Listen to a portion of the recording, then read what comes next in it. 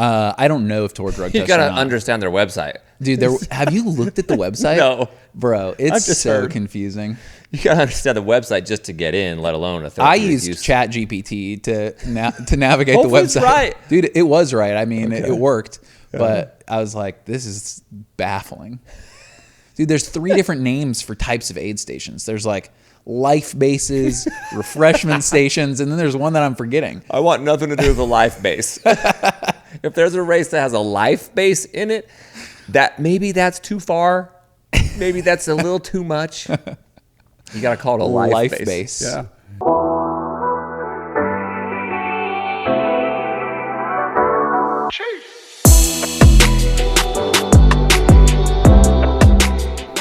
Welcome back to the next aid station. I'm your host, Jake Kilgore. Mick's not here again. Man, 2 episodes in a row. He would have been on the right. The guy on the right. That would have been weird. It would have been so weird. He would have been on my right, but for the viewers, he would have been on the left. Yeah. So Mick hacking up a lung. He was banned and shunned to stay away from all the runners that are going to be collaborating in this Airbnb outside of Black Canyon, prepping for Cocodona. Here with us today, another visit from Kilian Korth, first man of the HOA president. Exactly. First man. We have just discovered. I'm actually the secretary. I thought you were going to say, I'm the second man.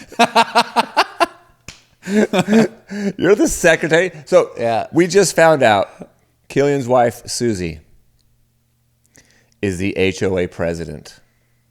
And I don't even know if we can still be friends. I know. But we've really got to lay this out. I mean, I'm just into a tyrant. That's really what it comes down to. I'm into just dominating neighborhoods Yeah, in that's what I people's want. lives. Yeah.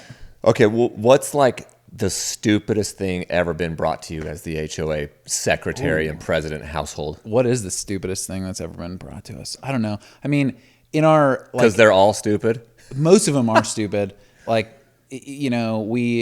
only thing we really do is control the irrigation water from the farms, and so we get free water for the entire summer. Is the only reason we have an HOA.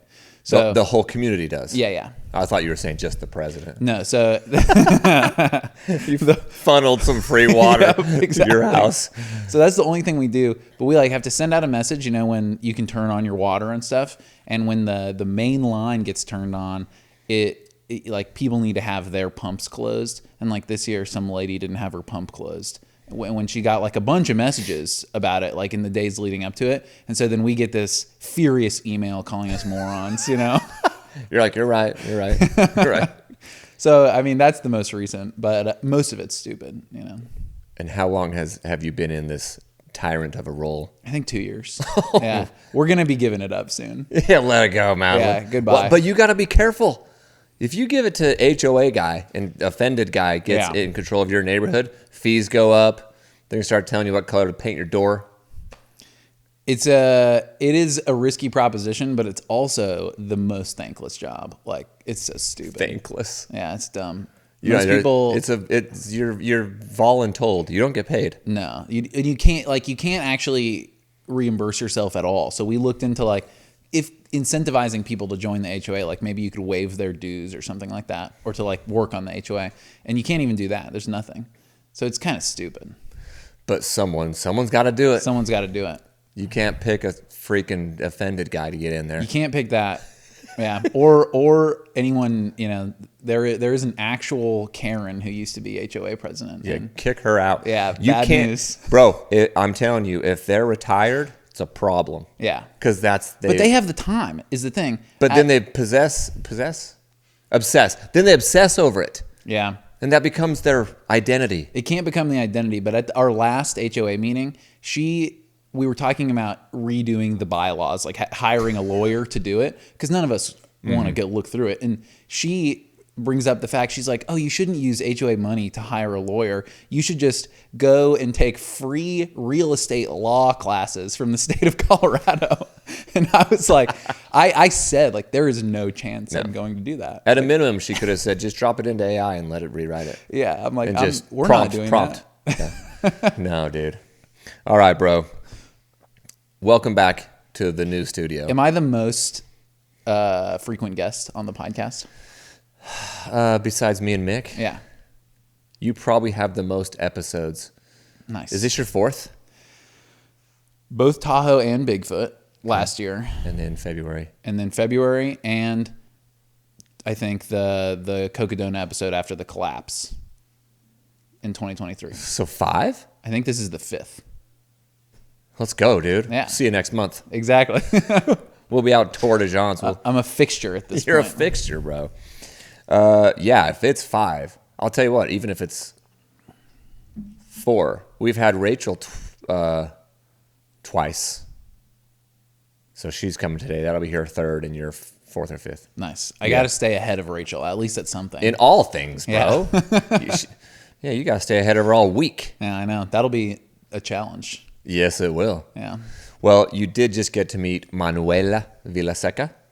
Goes by Manu. Beast. That was pretty cool to see the 2 current Triple Crown course record holders Yeah. in one room at the same time. Chilling. I felt very out of place. I felt not wanted and shunned from that group. You're very wanted. Very wanted. At least one of the races. The organization, not so much. Not so much. You can't even volunteer, bro. No, I can't. I can't. They won't even let me volunteer in an aid station when they're begging for volunteers. You're a danger to the runners. Yeah, That's what it boils down to. Runner safety always comes first. Yeah. But yeah, I just had a great chat with her. And which was cool, you're both Mount to Coast athletes. Yeah. She's decked out in Mount to Coast. You're decked out in tattoos. Yeah, that's what we went with today. I mean, I've got some First Form shorts on. Yeah. You know, that's what. Whatever, but dude. This is my pre-race shirt, and it's a tank top from high school. I was going to say, that thing Yeah. looks like it's had some years on it. I'm She's pretty thin. worried when I put it on that I'm just going to poke my thumb right through it. Your nipple just pops through it? Yeah, it could happen. You know, if it was colder in here, you might actually just bing. Yeah. That's great. Well, dude, Susie painted the nails. Susie painted the nails. Walk us through what's the mantra. What is it? Is each nail different? No, so this year we've got this like 3D thing going on with some pink and blue like painted stars that basically got like glued on top of the base. And then I don't know if you remember, I think it was 2 years ago, there was like the Coke donut meme. That, Cocodona. Yeah. Coke and donuts. Coke donut. So Yeah. then I've got a Coke and a donut on my thumbs. So each thumb has Coke and donuts. Yep. Whose idea was that? Susie's. I knew it. I freaking knew it, dude. You would never think of that. No. No. I mean, the ironic thing is I will be having no Coke or donuts. Do you not have Coke on your races ever? No. I started doing that, dude, like a year or 2 ago. Yeah, it's probably good. I love it. Yeah. Settles the stomach, gives you a little sugar. Pop. I'm just like worried a little bit about it. I haven't done that for so long. I mean, I've been like I am going to after the race, I'm going to look at what Tillamook ice cream flavors are gluten-free, and I haven't had ice cream for like 5 years. So that's going to be a nice treat. okay. After. Yeah, I'm not one to be telling the king over here what to try on race day. Let's not get that messed up The here. interim king. Yeah. Well, yeah. I mean, true. Hopefully not true. Yeah. But yeah, at least for a time, for a season. A season. Is anyone, well, besides Mike McKnight, is anyone else going for the Triple Crown that is of, quote, threat this year? Yeah, Aaron Kubala. I don't know if you know who he is. I don't. Yeah, he is based in the Bay Area, but he came second at the that Mongolia like 250-mile race. The Gobi? Ultra Gobi? Yeah, there you go. The Cody Poskin one. Yeah. Did he take second to Cody last year? Yeah. Oh. Yeah, and then he's had some good finishes at 200s, but never like crushed it. But he's good. He's a threat. I think. I mean, he's probably my pick for the Triple Crown in terms of. Tell me his name again. Aaron Kubala. I might be pronouncing his last name wrong. Aaron Kubala. Okay. Yeah. Well, the thing I found interesting about Manu's story compared to yours was you won all 3 races and beat McKnight by like 6 hours ish. Yeah. Combined of the 3 for the Triple Crown. She took a third, a second, and a second, I think, and beat the previous record by 29 hours. I know, crazy. So mad respect to her, but does that mean like no one has actually really gone after this? I was surprised that Mika didn't have it. Yeah, Mika's actually never done the triple. I know. I couldn't. Yeah. We were researching on our drive down because it was, we had 11 hours. Yeah. And Brandon's in the back seat researching. And I'm like, well, look up Mika. Has Mika not done? But she has. She's done Tahoe a ton. Yeah, she loves Tahoe and Bigfoot, hates Moab. But she never did Moab once or just didn't I think do she's them done all it the once, same but year. she's never just done it all in the same year. Yeah. And it doesn't look like it's on the horizon for her. No, I mean, I hope she has a good race at Cocodona. She deserves a good race here. The ultra world needs Mika to freaking podium or top 5. Yeah. I need to that'd see be her in the great. top 5. Yeah. She's so talented. She can definitely do that. She can throw down. Is she healthy? Is she like mentally and physically? I don't know. I mean, her Solid. training has looked good from what I can see on Strava. I haven't looked at a thing of it. But, I mean, I just remember the first time I did Bigfoot in 2023, she kicked my ass so hard. Like, it was humbling. She whooped me at Tahoe. I mean, I don't know. I can't remember looking it up. I thought it was like 4 or 5 hours. Yeah, I think she finished in 55 or something that year. Okay, there you go. Yeah. 5 hours. Yeah, I was just over. Well, I was 60 something. I was just under 61. Yeah. But yeah, she's good. She's so strong. Yeah. Well, I'll never forget the 2 years, 2023 Cocodona or 24, where she fell. Every year. One of those years she fell. She was leading by so much that she fell. Went to the hospital. That's the one that I think that was 24 because that's when she like DNF'd but didn't DNF. Yeah. A lot of controversy and drama around that. Yeah. Anyway, she had so much time that she went to a hotel, slept, ate, hospital, whatever. Yeah. And then still took third. Yeah, I know. That's correct. That's totally insane. Yeah. Oh yeah. Wishing her the best. A lot has come out on Cocodona the last week. How are you feeling about all this? I have been. Do you hate it? Is it love hate? Is it? I've been like mostly off socials for this week. Like I'm like posting, but I'm not like spending any time there and being as responsive as I typically would be because it is like it's very different than my experience, Bro, from 12 months ago. Previous years for sure. So it's I don't know. It's definitely resulted in me, I think, feeling like the most nervous that I've been about a race for a long time. Because it does feel like this is the first race with kind of any expectations. And, I've had a bunch of people, send me the single track episode and the picks and stuff and talking about that. And so, yeah, I don't so far like love the feeling of like being semi in the spotlight like that. But I mean, you have to embrace it. It's like, it comes with it's part of the game. And like, it does make me really sympathetic to real sports that have real attention, like an NBA player, NBA, NFL Premier player, League soccer, soccer, dude, that'd be crazy. I mean, if I had that kind of money, I'd pay someone to manage my socials, and so then I would just never look at it, never see it, never ever. But it does make me sympathetic because the pressure is definitely real. Did you listen to the single track pod? No. Did you just had messages sent to you? Yeah, Did you listen to ours yet? No. Okay, you're just staying away from all of Yeah, it. pretty much. I'm just Super not valid. doing Cocodona preview stuff. Yeah, in that's my smart. like at least for in my head. I mean, I do know I've heard a few things that have been said, and like I ended up yesterday, like before driving here, I just like clicked on someone's story, and I like this guy, but they like he's doing the race, and someone had predicted him to podium, so I'm assuming that he was just reposting that story for that reason. Yeah. But like the person in this video was saying like not just like Finn Melanson like punditry, like commentary, but like pretty mean things about me. And so then I was like, okay, well, I'm just done with social media. The video, not the person that posted, but Not the video. the person that posted, but the video. Yeah. And I was like, that's not. And it just like it bummed me out a little because I liked the guy who posted it, and I was like, man, why would you post something negative? Oh, because I thought we were friends. Yeah. I thought we were buddies, bro. And then But, that's like negative about me. I know. So, and like that caused like a little bit of a freak out in my mind for a little bit. So then I was just like cut off entirely. Like I posted something today. I was already scheduled, but like I have not been on at all. Smart. Yeah, dude, just freaking lock into you, bro. For sure. Like you have busted your ass to get where you are. Don't let any of that affect you, dude. No. Like whether they pick you or don't or whatever, it doesn't matter, dude. Like I think you're taking it smart by being like, yeah, people are going to send me this stuff. But you're right. it is part of the whole trek and what you've been trying to accomplish for the last 5 years. For sure. And now you're here and you've arrived and you won these races and you've got a big following and all that stuff that's valuable to you and your family. Yeah. And it's like, okay, now I have to grow as a real professional. Like I have to become a professional. Yeah, yeah.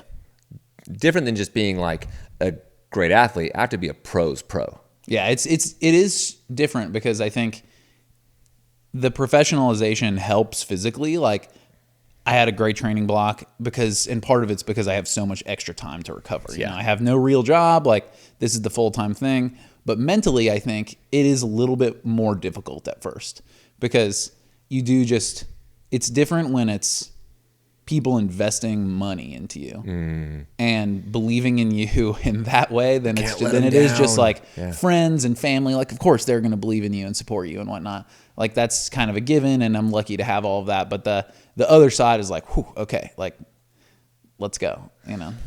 Do you read books, have podcasts, have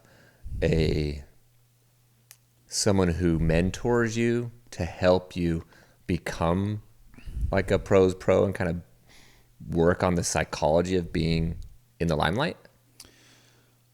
Not necessarily in like a specific sort of way. I've definitely been helped by some friends of mine who are pros and became and hit that level before me. So I mean, I have people to talk to about it, but I don't know too many people like in my specific situation where it blew up from like 0 to this in the space of like six months, you know? Yeah. So that is different. And I think like, I do think I'm pretty well positioned to deal with this kind of thing because I'm not going to let any kind of outside pressure dictate like the way that I act.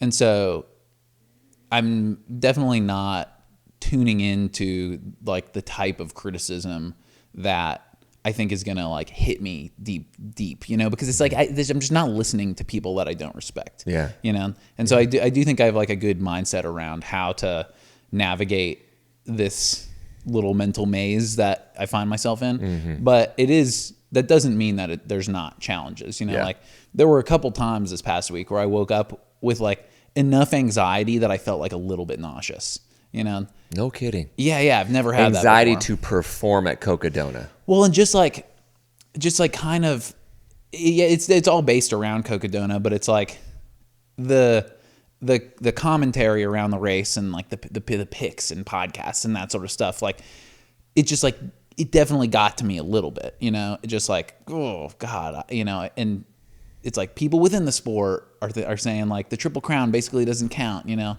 like it's hard not to give that. I do think there's a lot of like logical flaws in those types of arguments, you know? So I'm like, I've like made myself feel much more confident by the fact that like, you know, if you take my Moab time from last year, it was like 58:40 and you add 12 miles onto that race. So let's say you add 3 hours, like, okay, I came second or third at Cocodona last year.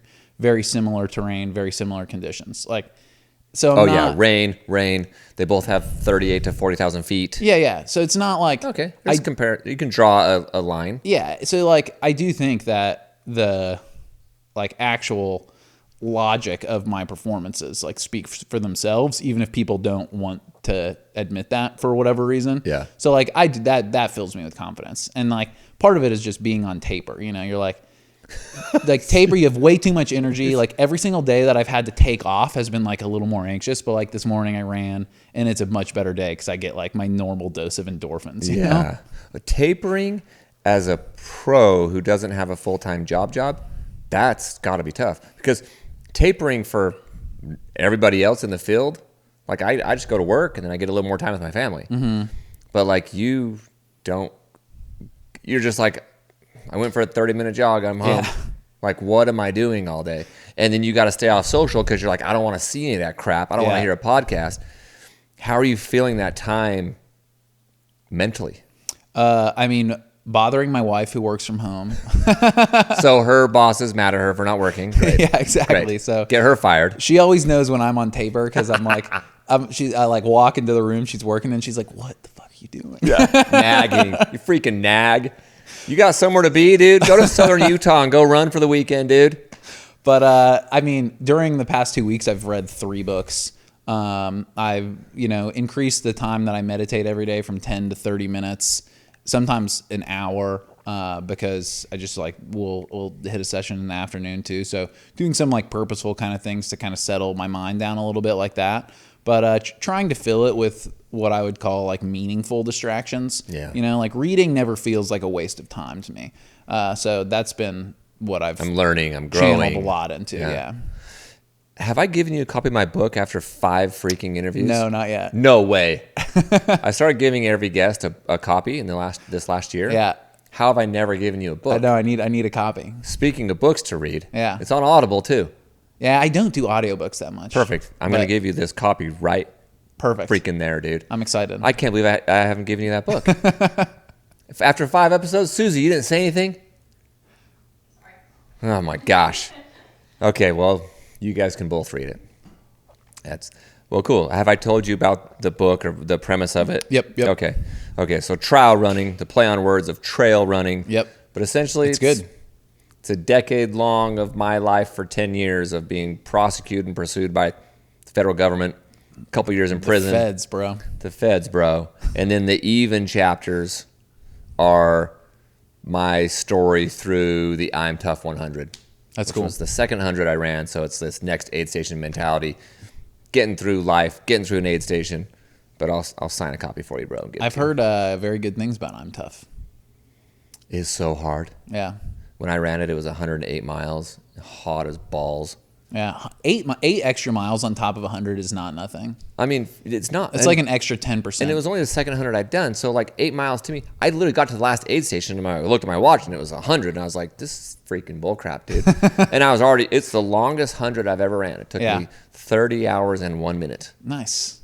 Not nice. I was out there forever. Yeah. My first 100 took me 31 hours, so I'm sympathetic. My first 100 was the Wasatch 100, 27 something. No, nice. So you started with hard ones. Yeah, that's cool. I guess so. Idiot. That's good. I mean, so did I. So I think that's the way to go. I mean, I don't know. Javelina, races like Javelina, they have my interest. I think because it's Javelina. Yeah. Not because it's like 5 laps in the desert. Yeah. Fast running laps sounds not nearly as fun as doing the Wasatch 100. For sure. I mean, are you curious, though, about what you could do for like a fast 100? I'm very curious about Javelina. Now that I went last year, you guys were out there, and Mick, and I paced and crewed Mick, I'm very curious. Yeah. But that's just the draw to all these races. Freaking curiosity. Like a backyard ultra. It piqued my interest like 2 weeks ago. I'm like, freaking BPN, dude. They're sucking me in. Dude, they did a good job with the media around They're the best. They're so good at really what good. they do. Really good. Do you have any interest in the backyard ever? I wouldn't say never, but do I have interest in it now? Like, not really. It's like I want the adventure, the physical adventure. Yeah. I feel like a backyard is more of a mental adventure. And I mean, I'm curious about that, but it's just like Cocodona. You're going from the Sonoran Desert almost to the Alpine. It's so like cool. That's cool Yeah. conceptually. Bigfoot. You're in the Cascades. You're just running past volcanoes the whole time. And so there's a big difference there. I think a lot of us are in the ultra space for the adventure. Yeah. Like I'm picking a new race every year or every couple of months, literally to see a different part of the world. Yeah. And for the adventure. Dude, that's why I don't understand people who do the same races all the time. I don't get it. I don't get it either. And I didn't understand it when I was younger. Now that I'm older, I'm even less like, dude, I only have so many like years to do this. And there's already a bucket list of races I want to do. Dude, there's practically an infinite number of them. Now, like you're never going to do all of the good ones. And they keep popping up. Yeah. Every 3 or 4 or 5 years, a race pops up like Madeira Island. I'm like, dude, looks I sick. literally added it to my bucket list of races last week. After seeing all the footage from Jasmine and like I'm like, I would like to go climb 1,000 stairs. Yeah, it looks awesome. During a race. Yeah. And that island just looks unfreaking real. Unreal, yeah. So I think we're just going to keep adding these races. I'm like, yeah, dude, I'm not interested in going back and improving my time Yeah. at ABC race. Yeah. There's only a few races that I would want to repeat. Obviously, DC Peaks. Duh. And Probably the only race anyone should ever repeat. oh, side note on we talked about the nails earlier. This tradition started the year that I won DC Peaks. Started at DC Peaks. So Really? yeah, And then you won it. yeah, and then it became a thing. Yeah, here you are. Pretty Yeah. much a millionaire trail runner. But yeah, dude, I think like there's not that many races I would want to repeat. I'm doing the Uray 100 again this year, which you are too, right? I'm in, bro. Dude, I'm in. that's exciting. I'm in. We'll have to talk about getting some training in Uray. But that race I'll go back to. It's so close to home, and Yeah. it's the best place in the continental United States, in my opinion. But it's also perfect training for Tour, and like Yes. Tour is my ultimate bucket list race. Like Yeah. going to Europe and running a clean 200-mile loop in the Alps, like that's pretty rad. That's September, end of September, no? So yeah, September 13th, middle. Okay. That is on my list of to-dos before I die. Yeah, got to do it. So I've got UTMB next year, Yeah. 2027. My daughter thinks she's getting married in France in 2028, Dude. August. So maybe Tour is a September. There you to go. Stay in Europe for Yeah. a month. That's what you should do. Which means we're going to have to start making some money on this podcast so that I can leave for a month. Okay, everyone? Subscribe, share the channel. There we go. Mount to Coast. Let's go. Mount to Coast. Thanks for writing a check. Yeah. Yeah, I think that's the move. When you just had Manuela in here, and she was saying that there's 20-mile long descents. Like, Where are you going to get that? what even is that, dude? That's so crazy. I started thinking, Farmington Canyon right behind my house. 11 miles of descent. Yeah, so you're But talking. runnable grade. Yeah. I'm picturing 20 miles, but steep. Yeah, yeah. I don't know. I don't even know how That you doesn't train exist in the continental U.S. I mean, for that. Yeah. What about Yeah. in Silverton or Uray? I mean, you're right. You can get an 11-mile descent with like 8,000 feet ish. So you're getting. It's good, Yeah. but it's not that. Since we're never getting into hard rock, Yeah, I'd like to do a soft rock with you. yeah. That sounds Training good. for Uray. That sounds fun. 2-3 weeks out. That'd be 4th of July-ish, give or take. We have to line up our schedules. But Yeah, but could potentially make that happen. somewhere in there, Yeah. we would do what, like a Friday, Saturday, Sunday, 50K each day? Yeah, we could do something just- like that. I mean, I'm also I don't even know what the map looks like, but we could also just do. I mean, there's like cooler places we could go than the Hard Rock course, unless you have like a specific want to do the loop. But we could go to there's like wilderness areas that the race can't go through, And the Weminuche is the biggest wilderness area in Colorado. It's great. you'd rather do that, I feel. I would probably rather do that. But are we going to do some of the hard rock Yeah, we can course? definitely do some of the Hard Rock course. All right. And we can do some of the Uray course too. Yes, let's Yeah, do. yeah. If we do, I don't have to do all of it, but if we do some of it, Yeah, So when I some- see it or I hear him speak to it, I'm like, oh yeah, I did that part. To do the full loop, I don't have to do and that. we should definitely do. There's like a couple pieces of Uray that you should see, just because it's just so insane. Great. At the point in the race that it happens. Okay, well, you will plan the trip. Yeah. You tell me what weekend works for you. Cool. And we'll line up and we'll go do. What, 50K? We could work 50K. That's like 90 miles in a weekend. Yeah, something like that. That'll work. Okay, yeah. And it'll I've never be done my 90 miles in a week. 90 miles in a weekend with 40,000 feet of climbing. Okay, that's my daughter Leah. Say what's up to Leah. Hello. Kilian, Susie, you leaving? The UV's 9. Oh, the UV's 9. I'll be outside. All right, for all the listeners, that's my daughter Leah. She's Chilling in the sun. Yeah, she's 16. Right now, okay? Yeah, she's a junior in high school, so she's got to catch the UV rays. Yeah. Go hit the rays. We're running a pod. All right, love you. So, yeah, dude, I am very interested in doing any or all of that. Yeah, it's good. Probably going to be like a 4-day tripper then for me. Dude, it's the coolest place. Drive out Yeah. Thursday. There's a reason that so many people want to get into Hard Rock. It's just like Yeah. the San Juans are special. Okay, well, I'm in. I think that's great training for you, Ray, and then that'll I'll carry that experience into UTMB a year later. Yeah. All right, dude. I'm gonna go back to Cocodona. Let's do it. Is this your last time doing Cocodona? No matter what. No matter what. Win, lose, or draw. Jerome catches a bug. You finish podium. You finish top 10. You win. Like, you're going to take a break for a few years? Yeah, I wouldn't say never again, but I mean, certainly if I have like the allergy problems again, it's like, what's the point of doing this? At that point, you're like, yeah, it's like this just wouldn't. At that point, I'm like, this chunk of Arizona hates me. Like, I'm not going to fight against the power of the universe at that point. Yeah. But I mean, yeah, I'll probably take a break for a while. There's been a lot of Cocodona happening in my life for the past few years. yeah, dude. What have you done in preparation for this plant that hates you in Jerome?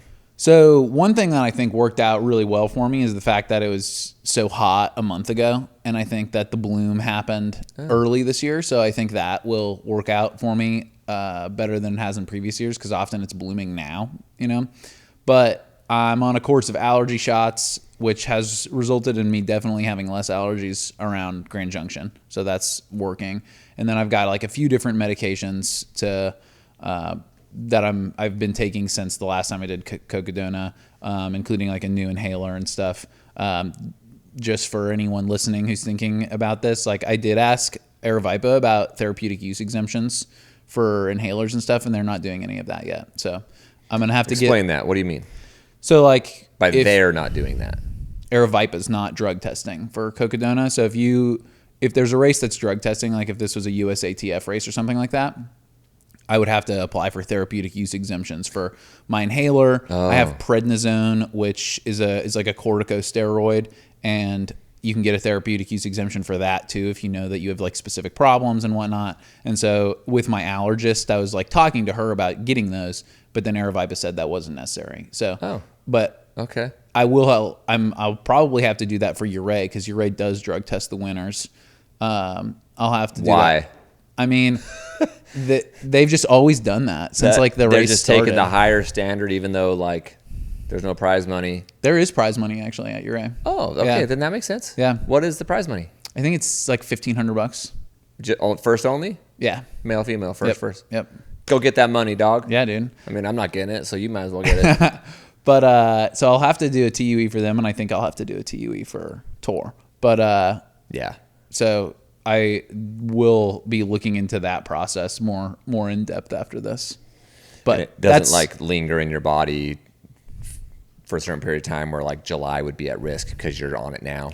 Well, the point of the therapeutic use exemption is that I can have it and not fail the test. Okay, so as long as you raise like, yeah, cool, get this signed by your doctor. Yeah. I see. Yeah. And Tor does the same. I don't know if Tor drug You tests gotta or not. understand their website. Dude, have you looked at the website? No. Bro, it's just so heard. confusing. You gotta understand the website just to get in, let alone a I therapeutic used use. ChatGPT to navigate the Hopefully it's website. right. Dude, it was right. I mean, it worked. But I was like, this is baffling. Dude, there's 3 different names for types of aid stations. There's like life bases, refreshment stations, and then there's one that I'm forgetting. I want nothing to do with the life base. If there's a race that has a life base in it, maybe that's too far. Maybe that's a little too much. You gotta call it a life base. Yeah. I mean, I'm sure that it's just like a English translation thing, you know, like in Italian, that word makes sense. It but probably a means life first base, aid. Yeah, sounds funny. Yeah, it probably just means first aid or something. Yeah. They probably read ours are like sleep station. Yeah. Yeah. Speaking of, are you planning on showering at Mingus? No. I didn't even know that was a thing until I rewatched. No, I didn't rewatch. Sorry. I watched Dan Green's Cocodona thing like sometime last month. Did he shower at Mingus? He showered at Mingus, and I was Interesting. like, I'm sure that's refreshing. My first thought was like, there's time on the table here. Yeah. But if you're going to change your socks and shoes, anyway. But then at you that have to point, dry off. Like, Yeah. I just don't want to deal with all of that. Yeah, now it's in my head, and Yeah. I'm like, that probably sounds really nice. And I'm like, no, it probably sounds really nice to be done. Yeah. Yeah. Like, just grab a wet wipe and Yeah, roll. and part of me is just like, embrace the dirtiness. Like, just be disgusting. Oh yeah, yeah. Susie loves that. The sport is disgusting. Yeah. Oh yeah, dude. You could break that down. Yeah, we're all gross. Well, dude, I mean, I can see it for anyone not competing in racing. But I was just for surprised sure. to see that Dan was like, yeah, I'm going to hit a shower. I mean, dude. And then ran hard. Yeah.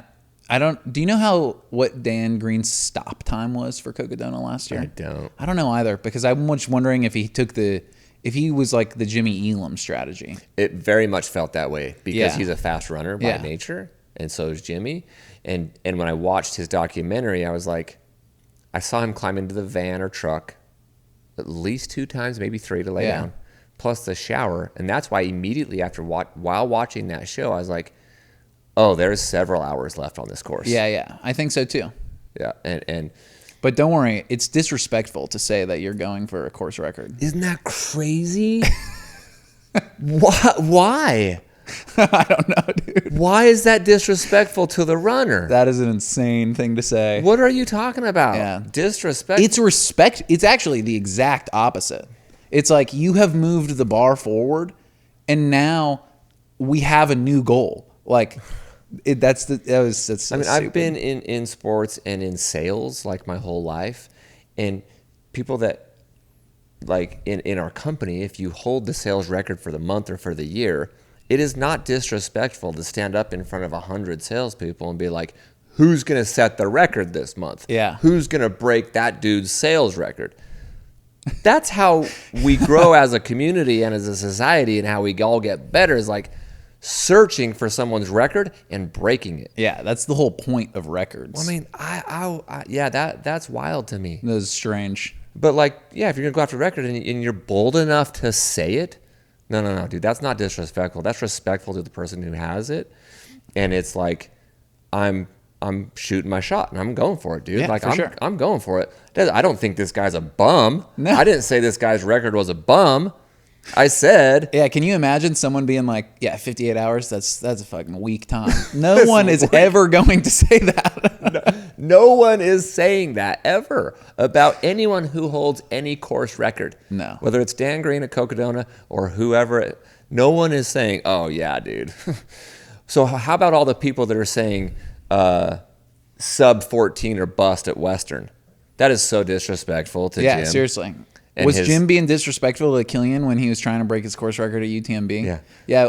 Were you watching Walmsley and you were like, this guy? Disrespectful, Yeah, I dude. can't believe he's being such Yeah, I can't believe Caleb like actually went after Jim's course record. Yeah, That's unbelievable. disrespectful to Jim. It is. Yeah. I don't get it, dude. No. Some of that stuff it is a little much for me, but whatever, man. This is all fun. It's all fun and games, dude. For sure. Like whether the course record goes down or not, but like The conditions are They've course cha- record conditions. they've changed. That's the first thing I said this morning Yeah. when I called Mick, and I was like, bro. He's like, hey, how are the temperatures looking down there? I was like, dude, they're looking like fast times. Optimal. Yeah. Not Optimal. wet, not hot. And 80 degrees Monday and cloudy. Yeah, dude. And like a high of 62 or something in Sedona on Tuesday. Yeah. That's insane. I started seeing the lows. I'm like 30 degrees. Yeah, it's going to be cold. Better prep for that Yeah. high. I think the entire Whiskey Road to Mingus section is going to feel chilly because it's always kind of windy and it'll probably Around be the low dells and 40s. You get yeah. a little breeze there. Yeah. That's the only section I've done. I paced last year and I went from Oh, Whiskey did you? Row. Oh, you did Fain Ranch. Nice. So you know that section blows. We just talked about that with Manu, dude. Yeah, it sucks so much. Well, last year I was in the rain and the freaking slop. Yeah, so it'll be better this year. Should be. But Yeah. she in 24, she's like, I couldn't even run it. No, it's not. Do you not run that section? I from haven't run Fane it to the- before, but I'm going to run it this year. Like, Fane to the climb. yeah, it has to. I think it has to happen. But It's a few miles, right? Yeah. Previously, I'd been like, this is the section where I'm gonna. I normally, if I put some audio on, it's gonna be music. But in 2024, when I did it, I was like, I'm gonna put on a podcast because I want to be like distracted from how much I hate this. Like, And you went podcast. yeah, I went podcast At Fane. at Fane. All the way to the top. Yeah, I think so. What time are you going to get to Mingus? 20 hours. Something like that. Bro, Maybe I think- probably a little bit after that. But I think Didn't Courtney get there in like 21 and a half? I think Dan Green got to Jerome in 26 hours. So I'm probably going to want to be at Mingus like 22-ish, something like Look at that. Grab a card right there, We got real data. This is real data. Well, this is my data, bro. These are my aid stations, my stops. Man, this is professional. I've never done this level before. Stuff right here. Yeah, dude, I had it all made fancy. Okay, so Jerome, when you say Jerome, oh, duh, the very next aid station. Yeah, halfway basically. And he got there in 26? Yeah, And what's your goal to get to Jerome? something like that. 26-ish. Yeah, because I think where I'm not going to try to take too much time off the front half of his race. I think that would be unless it happens naturally. It can be catastrophic. But I think like it's totally possible. I mean, even Dan last year got to Crown King like 55 minutes behind Harry, and then was an hour ahead of him at Whiskey Row. So I think there's the sweet spot for me is going to be to get to the plateau, so roughly mile 180, and run all of the douche grade at 10s or below. Is it douche grade there up there? Yeah, dude, it's 40 miles of douche. You look at the gradual incline douche or yes, decline? it's gradual incline. It's terrible. And you got to run that. It's brutal. Yeah, it's rough. That's after the hangover, Yeah. and you got to be able to run that. Yeah. I think that is like the point that will make or break a really good time on the course for me.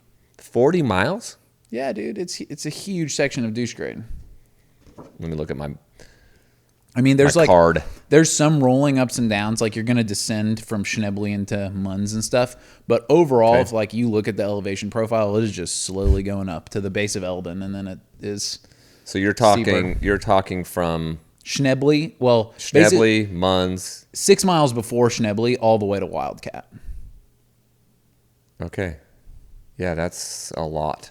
Yeah, got to run 100% of it, basically. I wish you would have told me this in my training block. I'd have been more prepared. I would have done zero things different. I mean, there's like a few things that I did different to prep for that, just in training. It's just like, get out, run, lots of stuff like that. I mean, it was very similar to Moab. The courses and the way that they feel in terms of like having really long runnable sections, and then some sections that are like super steep and not runnable at all, like it's like kind of similar. And so my training was just geared towards being prepped for those runnable sections, because that's what I struggle with the most mentally. You said that you messaged me the other day or I think it was, no. I think you posted it, that you have trained roughly 10% more in this training block than you did pre-Tahoe. No. Is that what you said? It was like 10% more miles, but 10% fewer hours. Why? You ran harder? I think that I'm much fitter than I was. So give me an example on a week. So like before Tahoe, you were running 20-hour weeks to get to 100 miles. In this scenario, you would have done 18 hours and done 110 miles. Yeah, something like that. But that's a big difference.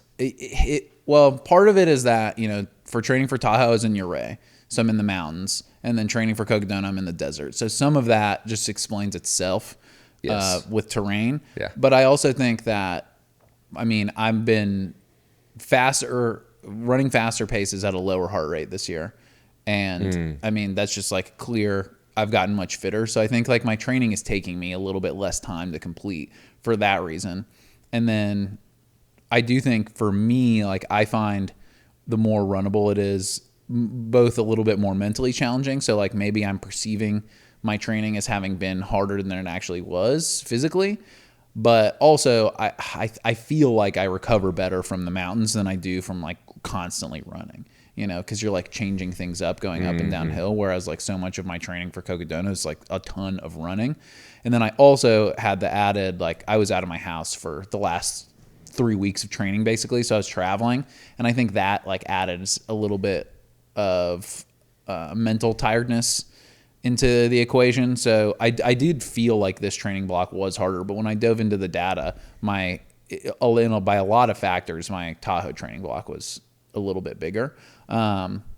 But this is like easily the best I've ever felt. I mean, the last long run that I did in training was a marathon with 3,000 feet of climbing. And I did it in like a 3:36 with a heart rate of like 135.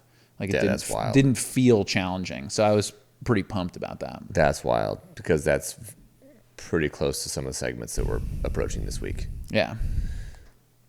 Do you attribute that a lot to just like being in it full time and like being able to recover? I think that's a big piece of it. Yeah, big piece of it. Yeah. I think there's that. I think like year to year you're stacking bricks, so there's that. I think like training for Moab, I just really became dedicated to the runnable stuff, and so I think I got a lot better at actually running as opposed to the hiking up and down rhythm that is kind of more my bread and butter, and so I think that carried over to this year. So running the douche grade, maintaining a 10-minute mile or ish with low heart rate, low as in sub like 130. Yeah, I mean, who cares? I don't pay attention. I'm not really going to pay much attention to my heart rate at all during the race. So you know where you're. I mean, you feel it. Yeah. So. And that's roughly where you're going to be or want to be, right? Yeah. So if you're lower than that, you're not going hard enough. If you're higher than that, you might burn out. Yeah, and I mean, sometimes at that stage of the race, like you're going to be at mile 180. It's kind of your heart rate can be a little bit like divergent from your RPE. How hard it feels. So who knows? But I'll have my brother with me at that point in time, and I'm just going to tell him to be really mean to me. so whip me. Yeah. Who you got? Is your dad pacing? No, my dad's doing the 125. Oh, you told me that. Yeah. And so he starts on, what does he start? Wednesday. His goal is to beat my time from Cocodona in his race. Okay, so he needs to go sub 60. Yeah. He needs to go sub 60. Maybe he might even have to go sub 55. Yeah, could. In 125 miles. He can do right? that. The Sedona 125? Yeah. And that starts, what did you say? Wednesday at 7. Wednesday, 7 a.m. Yeah, and my brother's going to pace, for me, my brother's pacing 80 miles for me, and then he's going to go and straight away and pace 40 or almost 50 miles for my dad. Dang, bro. Yeah. So are we going to see the Sedona 125 runners? We, as in, are the front runners going to see them? No. Only the back of the packer people will see them. Okay, we'll be ahead of them. Yeah. Yeah. We. You'll be ahead of them. Like I'm with you. You should be ahead of them, Us, too. you know what I mean? Us guys who win stuff. You and me. Yeah, no. I should be ahead of them, no? Yeah, definitely. I could look at my card. But You'd be having a bad race if you were not ahead of them. Okay. Yeah. Okay. Mental logged. If I see Kilian's dad on course, run faster. Yeah. Okay. And who's crewing then? If he's racing and bro is pacing and crewing. So I got my mom and Susie, my wife. That's the crew, bro. Yeah, for sure. That's the team. And you got a Mount Coast dinner tonight? Yeah, and the media briefing, and then First Form is doing a whole documentary for Cocodona. So for you and Eli, or just you? Or I am only involved in the part that is for me. I don't know if there is an Eli piece or not. Okay, I don't know if it was like a First Form film. Yeah, but it's it'll be Kilian film sponsored by First Form. I think so. Sick. And so heck yeah, there's the media team's going to be here, so they all get in today, and so I've got like interviews to do with them tomorrow and stuff. But for the doc. Yeah, sick, dude. Oh my god, is that going to get out before a year? Is it going to take a year for that one to get out too? Hey, it hasn't been a year for Forged in Failure. Is it going to get out before Forged in Failure? No, hopefully not. Forged in Failure is deep in the process of coming to completion. That is a dirty way to say that. I was about to say, did you guys need the next aid station to sponsor more to get it out faster? What the heck, bro? Part of it was we needed Cocodona footage from 2023. Yeah. And it took a bit of time to get that sent to us. And so, I mean, from Mount Dakota, from Aravaipa. Aravaipa. Yeah. Not Mountain Outpost. Yeah. It wasn't Mountain Outpost at that point. Oh, it was Aravaipa. Yeah. But and I'm not complaining about that, Jamil, if you're listening. He's a very busy guy. So I felt bad bothering him about it, you know. He's kind of doing big things. Yeah. But we finally got that, and so that was like the unlock for, okay, now we can really, boom, process has started. So Nolan, the documentarian, has sent me several messages, like they're deep in the editing process. So Did you still need some stuff from us? did you ever share that folder Pretty of sure. stuff with them? Yeah, then I think we've got, Maybe just double check today Yeah. for me if we need to quickly share it. we can do I that. thought we shared it all a couple of months ago, Yeah. all the DC Peak stuff. Cool. And the Next Day Station podcast stuff. Yep. I think you wanted just all of it to Yeah. cut and whatever. Yeah. Okay. We'll I definitely want to include eat shit, Mick. That was the best, dude. That was the best message ever. The first text I send after winning my first ever 200. Well, I'll tell you fantastic. what, dude. Since you're not listening to podcasts this week, he did say something on our Cocodona preview. Ooh, nice. He's like, he looked at me and he was like, if I say these predictions of who I think is going to win, am I going to get an eat shit text from Kilian? And I was like, I don't know. Who did you pick? So I'll leave the cliffhanger there, and I'll just hope that you send him a eat shit text. Yeah, dude. That was such a satisfying moment. Oh, it was great. So It was the satisfying. first text you sent. Yeah. It instantaneously, too. I finished, did my little interview, sat down. Give me my phone. Yeah. Mick. So great, dude. So great. So, for you, what defines a successful 2026 Cocodona? What is it? I think I just want to feel like I have a good race, really. And I think if I have a good race, I've got a chance of hitting my goals. I've put out 55 hours as kind of my A goal. I think like close to perfect race, that's totally possible. But really, whatever happens, if I have a good race, I'm going to be really happy. Like I want to feel like I executed it well, made good decisions. I didn't let myself down in terms of, allowing the weak voice to win ever, and that sort of thing. So I've been attempting to focus more on the process as opposed to the outcome. And then I also just want to have fun. I mean, Joe's pacing me for 50 miles. What section is he doing? He's doing Whiskey Row to Jerome. Whiskey Row to Jerome. Oh, he's going up to Mingus and back Yeah. into Jerome. So I mean, that's just going to He be needs a long run. Yeah, that's just going to be fun. Like, Dude, that's your boy. It's going to be so Yeah. enjoyable. And so I want to have as much fun as I can too. But if I feel like I gave my best, you can't be dissatisfied with that. Yeah. I also would like to be able to end it and not go to the ICU. That's a great goal. Yeah. So can you run a 63-hour Coco and feel like that was a successful race? Could be. I mean, maybe I'll have some like seriously unforeseen things happen that I deal with successfully and lead me to a decent finish, and I'd be okay with that. Because if it's fixated on the A goal, are you only going to be satisfied with the A result? I probably won't existentially, like there won't be any I won't be satisfied with the A goal, because even God, you're hard to please. but even a race like Bigfoot last year where almost everything went to plan, like I still look back at that and I'm like, Jesus, I was such a bitch in this 16-mile climb. Like I could have shaved off so much time here, so like there's a process of never being satisfied that like is the process of living, I think. And that is just something you have to accept. So like, what does satisfied mean in the most zoomed out sense? Like, I don't really know the answer to that, but yeah, pleased.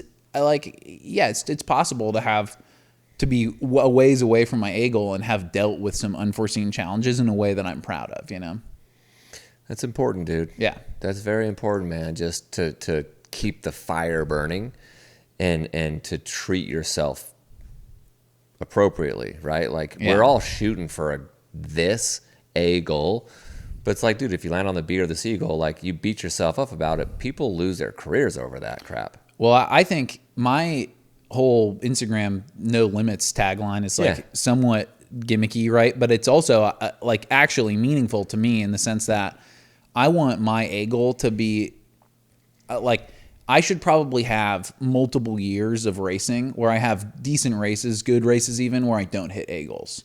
Like the only A goal that I've really ever hit in a race was Bigfoot, and I beat it by 3 hours. So I was like, that's where No Limits came from, was just like, oh, okay, so my goal was actually limiting me in my head. So now my A goals are just like, what is possible? It's not like what's likely to happen. Like the B and C goals are still acceptable times that are more likely, you know? That are more likely. Yeah. I see. So you set the A goal of like reaching way beyond that actually is obtainable, but least likely of the three. Yes. Yeah. That way, if you don't land on, aim for the stars, land on the moon Yeah, exactly. concept. Yep. Okay.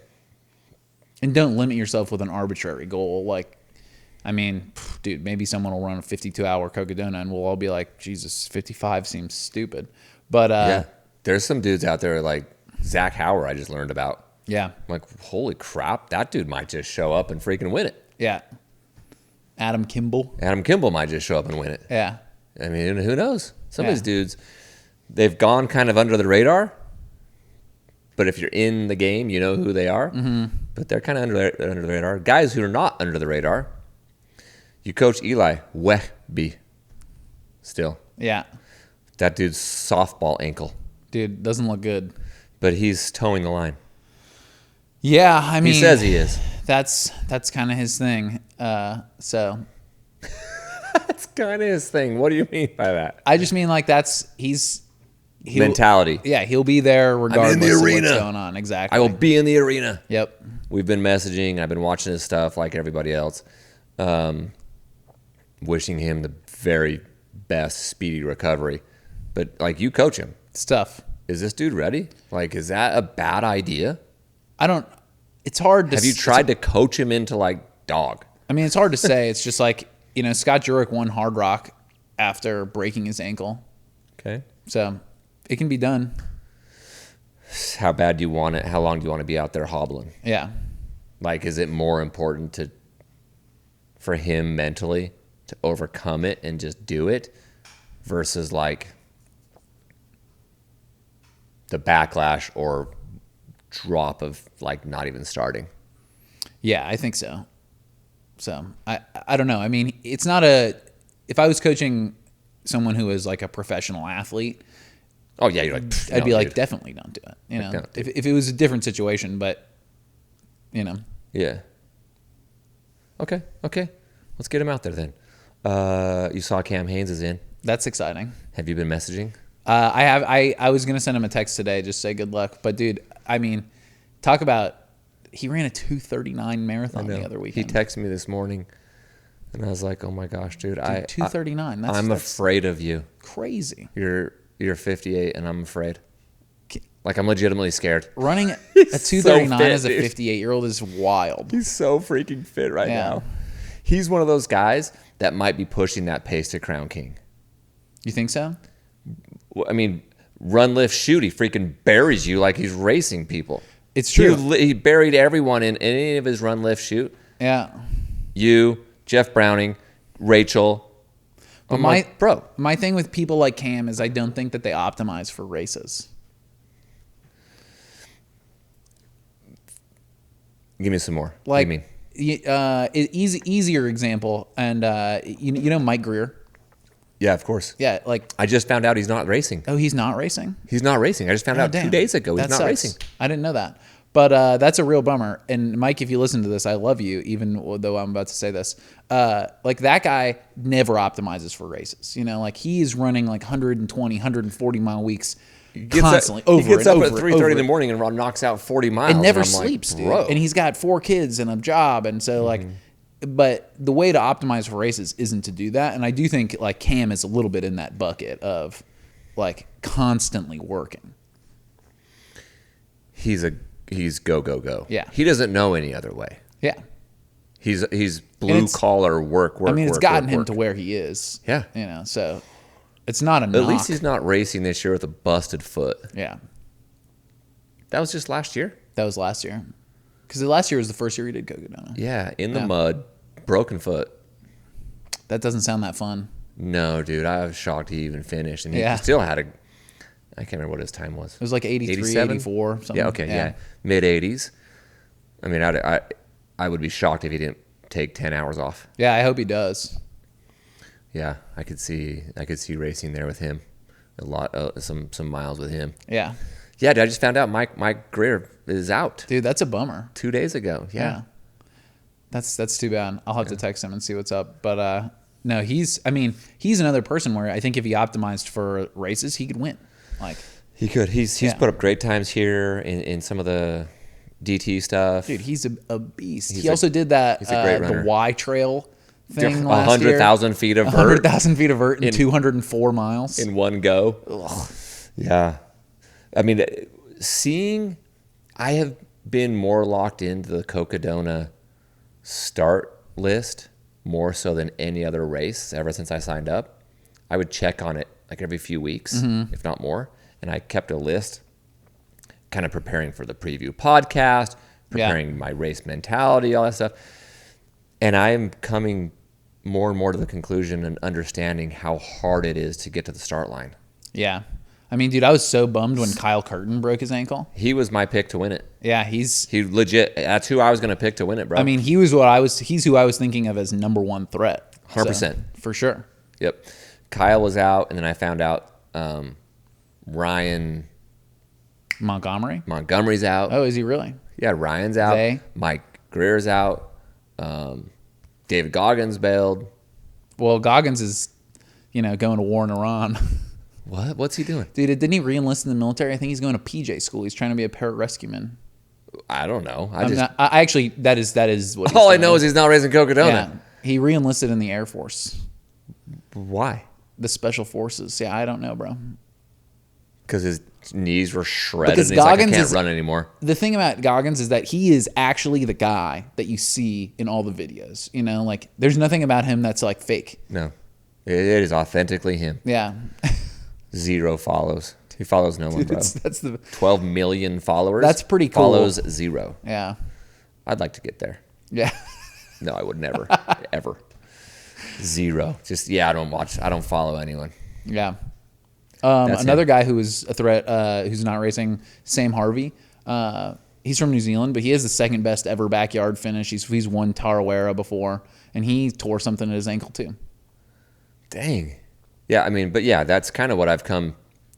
If I don't, very few people like stare at start lists often because there's just no way to track them well.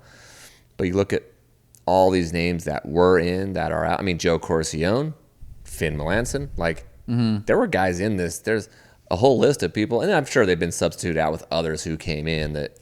I mean, Joe got into Western, so that's the. He's in Badwater and Western. Yeah. Yeah, but we went on that run in February. You, me, Mike Greer, Joe Corcione. Yeah. All doing Cocodona. We were all doing Cocodona. 2 are left. Joe kind of bailed right around that time. Yeah. And then Greer, and now it's up. And I was like, yeah, it's hard to get to the start line. I mean, it's a hard sport. It's just like you can get hurt at any time just rolling your ankle on a normal run. Or just a little niggle thingy. Yeah. Like what? You wake up and you're like, what?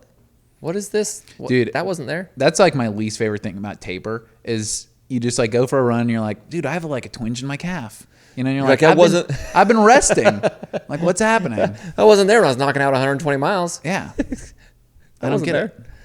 Yeah. All right, man. I've got Re-Lyte is sponsoring all things Next Aid Station. Excellent. For Cocodona Week.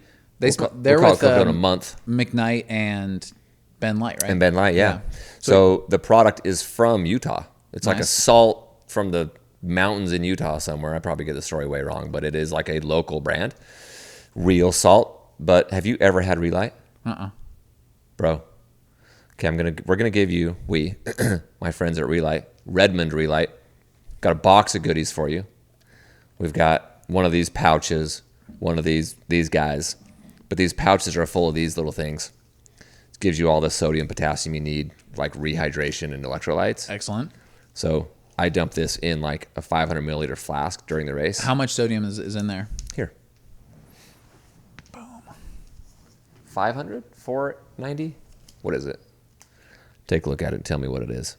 All right. But I'll hit that in a 500 milliliter flask. So I'll put a couple of those in my pack. 810 milligrams. Nice. 810? Dude, I got a sweat test when I was in Arizona. Yeah. And I've had to I had light stomach problems during my races last year. And I think it's because I was over salting. Yep. I'm the least salty sweater of all time. 390 milligrams a liter. That's super low. Super low. And that's So I've had to adjust my electrolyte intake based on that. I pretty have never been significantly. sweat tested, I have no idea. I Yeah. go off of feel Yeah. and heat and sweat. But that is the mistake that Max made Mammoth 200. Did you see his documentary? Oversalted. Yeah, because it Yeah. was cold and he wasn't sweating a lot, but he was Yeah. taking in all the salt, wrecked his stomach, got all bloated, Oh, that's unfortunate. and wrecked the first half of it. First half of the race, he was just wrecked. So, yeah, the salt quantity and timing, but you got to take it with a lot of water. Yeah. I think that's how any of this stuff is. With But dude, I think Rachel is somewhere around 2,000 milligrams a liter. So huh? And you're 390. So she's gonna love the Re-Lyte when she comes in. Yeah, I'm pretty sure she's somewhere around that. She is super duper salty. Rachel is salty. The least salty person we know. The least salty. That is funny. Yeah. She's 2,000. So I need to go get sweat tested. Dude, is what you're saying. it's useful information. Yeah. Where do you do said I got sweat test? tested in Phoenix, and this was one of the best compliments I've ever received in my life. They were like, "We think you're the most heat adapted person we've ever tested," and I was like, "Hell yeah!" In Phoenix, that's cool. Oh, yeah, because Yeah, everyone here. I lost my sweat rate is insanely high. So in an hour, I lost 2 liters, and then it was 390 per liter. But I lost 5 pounds in an wild. hour. You sweat a lot, you're saying. Yeah, but sweat not a lot, salt. but not salt. You know who sweats a ton? We just talked about him, Eli. He does sweat. When a Mick lot. and I went on that Yeah. run with him in LA, we were like, dog, Yeah, I told him you are soaked. I was trying to get him to get a sweat test too because he got his electrolytes got all sorts of messed up. For how much if you sweat a lot like that, you got to know You got to how to figure it out. replenish. Yeah. Otherwise, you're just guessing. You're just Yeah. throwing stuff in your body, hoping the cocktail strikes right. Yeah, for sure. And the guess, if you get the guess wrong, it sucks, big time. Oh, stomach Yeah. or bonk or cramp. Yeah. And what's weird, what also blows is the symptoms are pretty similar in either direction. You can cramp with too much salt, you can cramp with too little salt. So sometimes you don't know. You can what's cramp going with on. too much salt. Yeah. I've been taking Re-Lyte morning and night for the last week because I've been sick. Mm-hmm. And I've been feeling so much better, but I have noticed, because I haven't been working out, Yeah. I had noticed my foot arch when I would do certain stretches and certain things, it would cramp. Yeah. I was too like, I much wonder if salt. it's the salt. Yeah. Because I wasn't sweating. But morning and night, I was kind of just doubling down on it to Yeah. try to get better. I was hitting the sauna every other day. Nice. So that was helping. I was just what do they call it? The humid sauna? You don't even need to be heat adapted for the race anymore, though. No. I think I'm glad I did it every Yeah. other day for a month because I think it's just good for recovery, right? I like it. I sauna every day pretty much. So. there's a recovery aspect Yeah. to it, not just a heat adaptation. Yeah. Because I didn't do the dry heat. Everyone's like, dude, you got to do the dry heat. I'm like, bro, I got a wet one or a humid one or whatever Yeah. you call it. Mick had a portable one. One of those little tent ones. Yeah. He had a portable one at his house. So a month ago, we moved it and put it in my bathroom at my office. Nice. And so in my own bathroom at my office, I'd go to the gym Monday, Wednesday, Friday. Then I would go hit that for 20, 30 minutes and get out and just hit the shower. Nice. So I was locked in. But I still think there's all the benefits to it Yeah. aside from the heat. So, all right, dude, this has been fun. As always, As always. episode number 5, Kilian Korth in the house. We'll do number 6 sometime. We'll It'll do happen. 6. Yeah, I'm sure it's going to happen in a month or two. We pretty much see you every month. But we'll see you out at URay. Good luck this week. I hope I don't see you because you're so far ahead of me. I literally don't see you. That would be great. But you're welcome to come see me at the finish line if you're alive Yeah. and not sleeping, depending on when I finish. But thank you to Re-Lyte. Thank you, Rockstar. Thank you, One Home. This has been another episode of The Next Aid Station.